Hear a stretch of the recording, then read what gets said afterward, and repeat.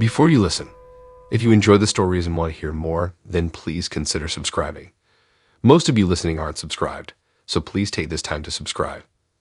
Turn on notifications so you'll never miss a story and be the first to hear. You'll also be supporting me. Thank you.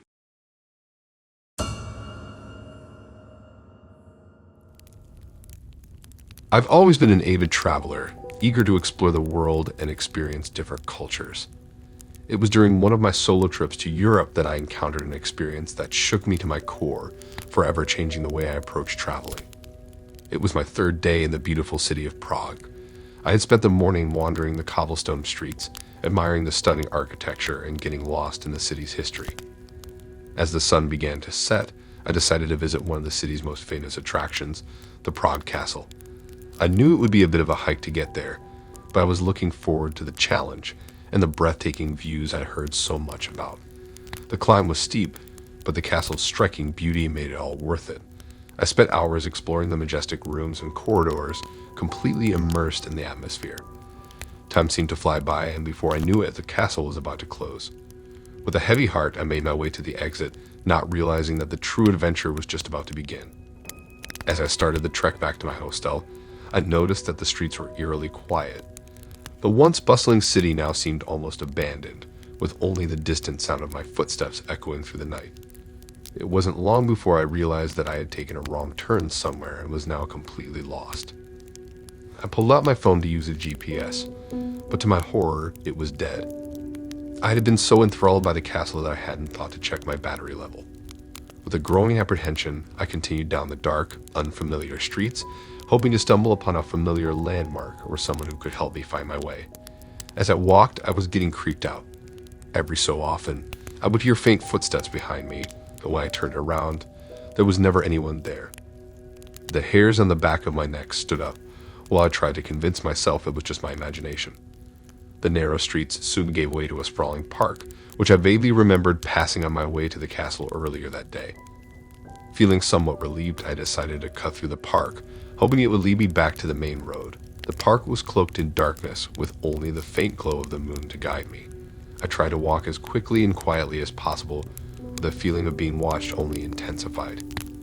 As I made my way through the park, I suddenly spotted a figure in the distance, standing perfectly still and staring directly at me. Panic set in and I froze in place, unsure of what to do. The figure didn't move or make a sound, but I could feel its piercing gaze on me. I knew I couldn't stay there, so I mustered all my courage and began to walk towards the figure, hoping to find a way past it. As I got closer, the figure seemed to grow taller and more menacing.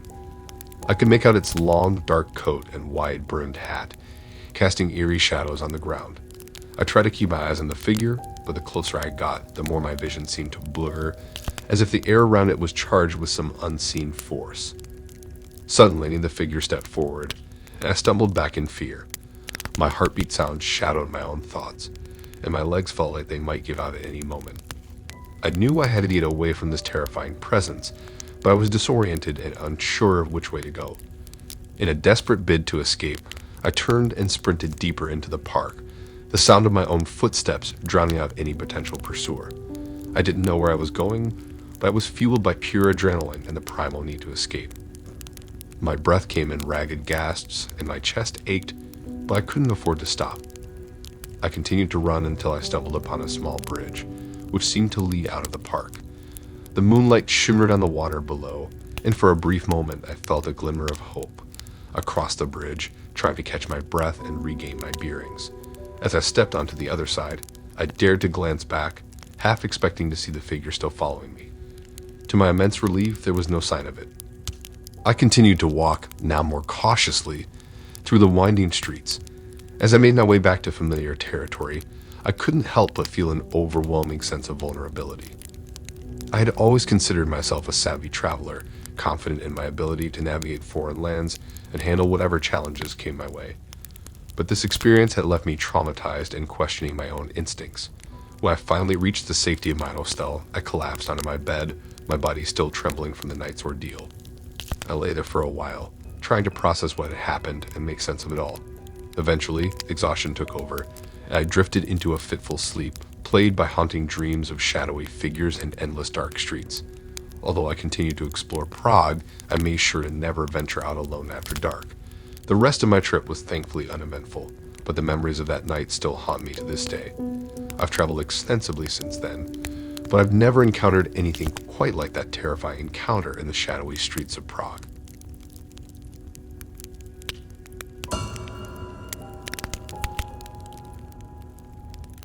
So, a few years back, I took this solo trip to Southeast Asia. I'd heard so many amazing stories about the beautiful landscapes, the friendly locals, and the delicious food. I was super excited to experience it all myself, and I couldn't wait to get started.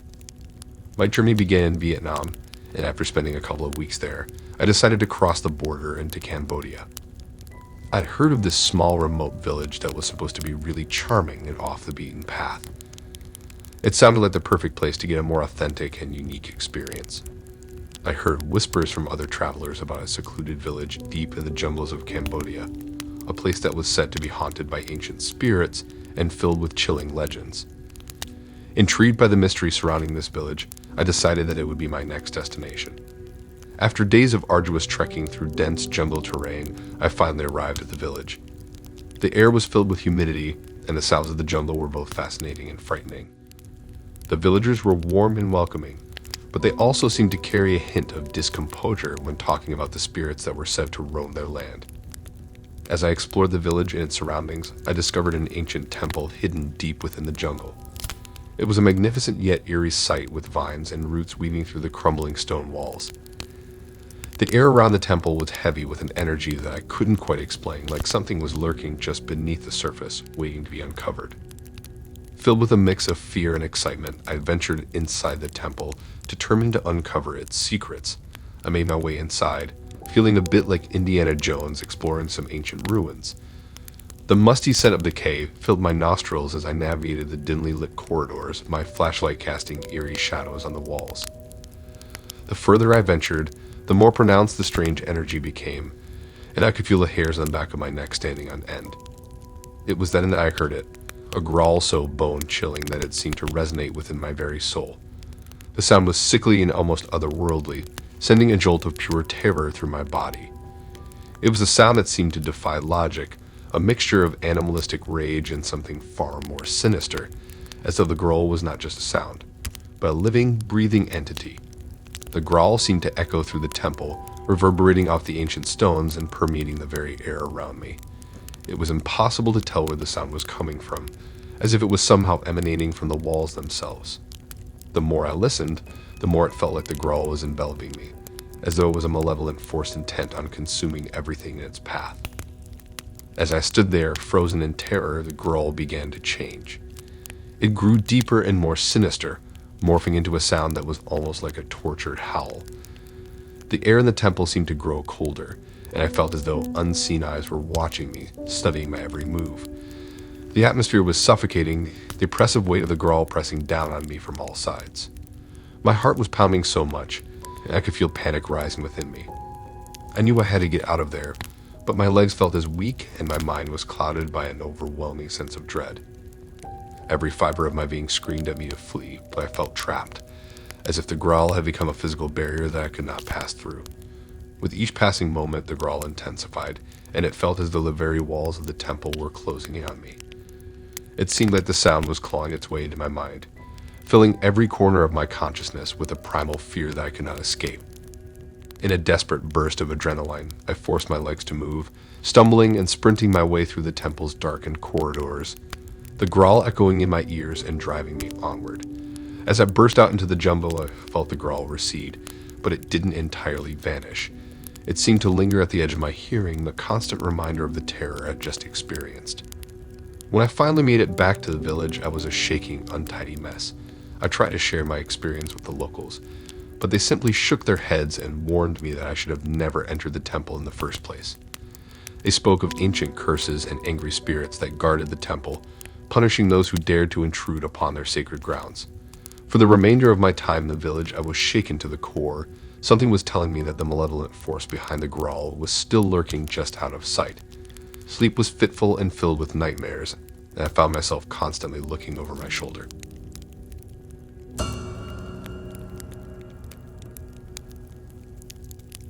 I've been on this incredible adventure, traveling solo through Eastern Europe.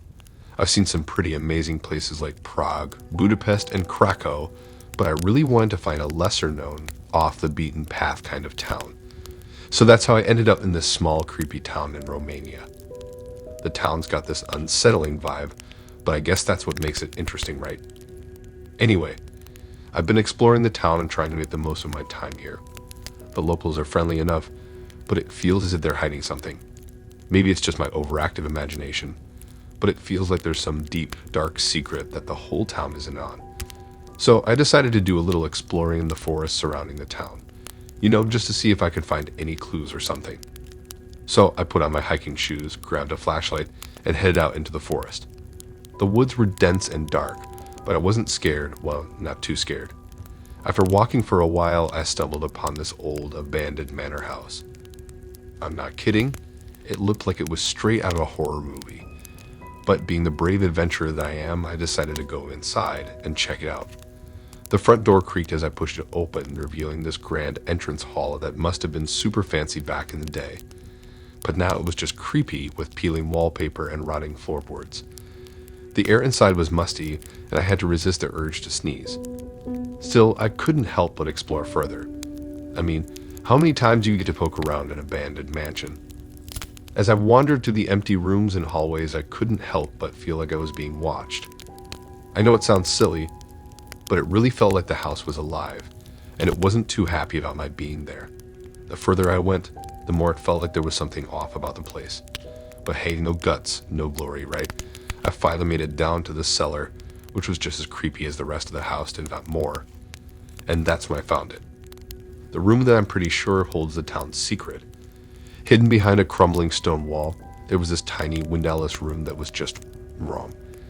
There were jars filled with what looked like pickled organs, shelves full of dusty old books that seemed to be bound in human skin, and this huge ornate mirror made of polished bone. My chest was beating and my sweat was breaking. The room felt like it was filled with some kind of evil energy. I knew I needed to get out of there fast. But just as I was about to leave, I heard this low, harsh humming sound. I've never been so scared in my life. The humming seemed to be coming from everywhere, and nowhere at the same time, like it was inside my head. It was getting louder, and I could feel this icy chill creeping up my spine. I knew I had to get out of that house before it was too late. I raced back through the cellar and up the stairs, the humming echoing in my ears and pushing me to the edge of panic. I practically flew out of the front door into the forest, not caring about the branches and brambles that scratched at my face and arms as I ran. I just had to get as far away from that house as possible. My lungs were burning and my legs felt like they were about to give out, but I couldn't stop running.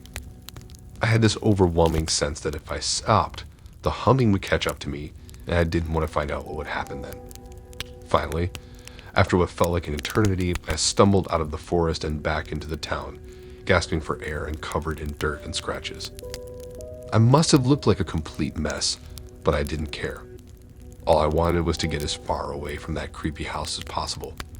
I went back to my room, locked the door, and just sat there trying to wrap my head around what had just happened. I never told anyone about what I found in that house. Part of me was scared that they'd think I was just some dumb tourist who let their imagination run wild, and another part of me was scared that they'd somehow be involved in whatever was going on in that creepy hidden room. I didn't want to risk it, so I just kept my mouth shut.